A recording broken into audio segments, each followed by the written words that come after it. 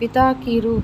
मिताली ने करण को आवाज़ लगाई, करण करण, शाम हो गई है बेटे, तुम्हारे पापा आने का समय हो गया है।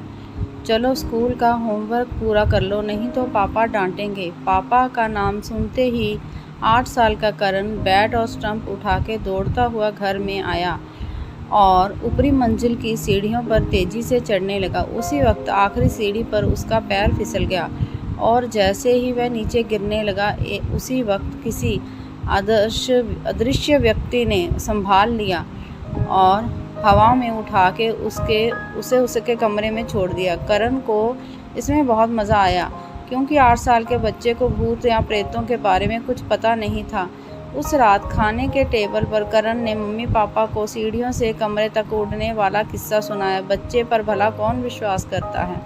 लेकिन उसके दूसरे ही दिन करण की माँ को करण के बर्ताव में बहुत ज़्यादा बदलाव महसूस होने लगे।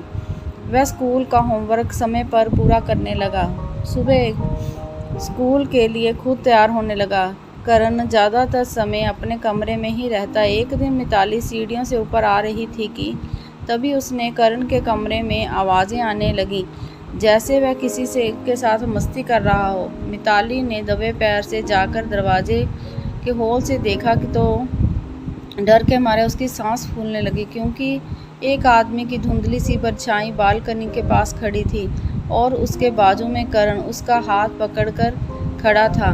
उस आदमी ने जब पीछे मुड़ के देखा तो मिताली डरकर दहल उठी क्योंकि उसका चेहरा बड़ा ही भयानक और उसके चेहरे पर गहरी चोट का निशान था। देखते ही वह आदमी कुछ ही पलों में हवा में गायब हो गया और मिताली दरवाज़ा खोल के दौड़ती हुई आई और करण को सीने से लगा लिया, बाहर की तरफ भागी। जब मिताली ने करण से पूछा कि वह आदमी कौन था, तब करण ने कहा कि वह विश्वास अंकल थे। वो रोज़ मेरा ध्यान रखते हैं, कभी कभी मेरे साथ स्कूल में भी आते हैं। मैंने आपको बताया था ना, उस दिन अंकल ने मुझे सीढ़ियों से हवा में उड़ाते हुए कमरे में ले गए थे। यह वही विश्वास अंकल है। नाम मिताली को कहीं देखा सा लगा और पर उसे याद नहीं आ रहा था, पर इन सब में से वह डर उसे भी लग रहा था। पर तसल्ली इस बात की थी कि उस आत्मा के कारण को अब तक कोई नुकसान नहीं पहुंचाया था। उस दिन स्कूल में कोई फंक्शन होने की वजह से स्कूल 11 बजे था। मिताली ने करण को स्कूल बस में बिठा दिया और वापस घर लौटी। तभी उसने पाया कि बेडरूम में लगे आईने पर लिपस्टिक से एक नाम लिखा है, मदर टेरेसा अनाथालय, जहाँ से मिताली ने उसके पति आरव ने किरण को गोद लिया था।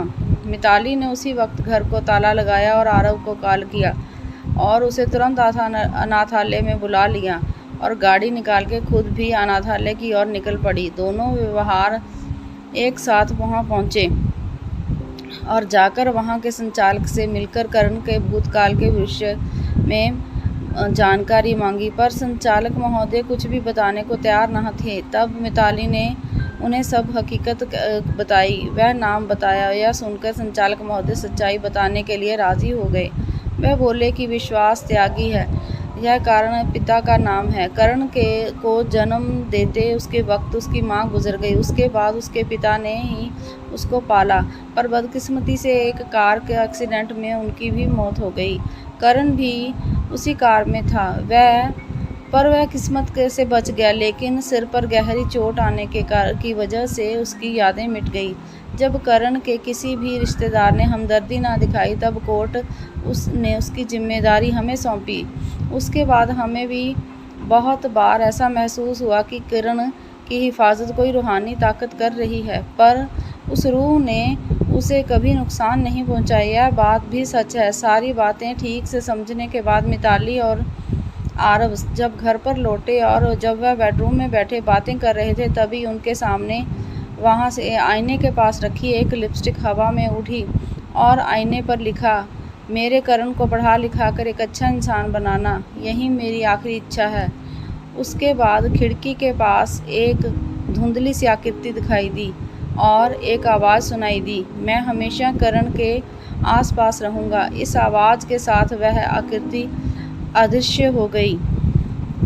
तो कैसी लगी आपको हमारी ये कहानी, कमेंट करके बताना। चैनल को सब्सक्राइब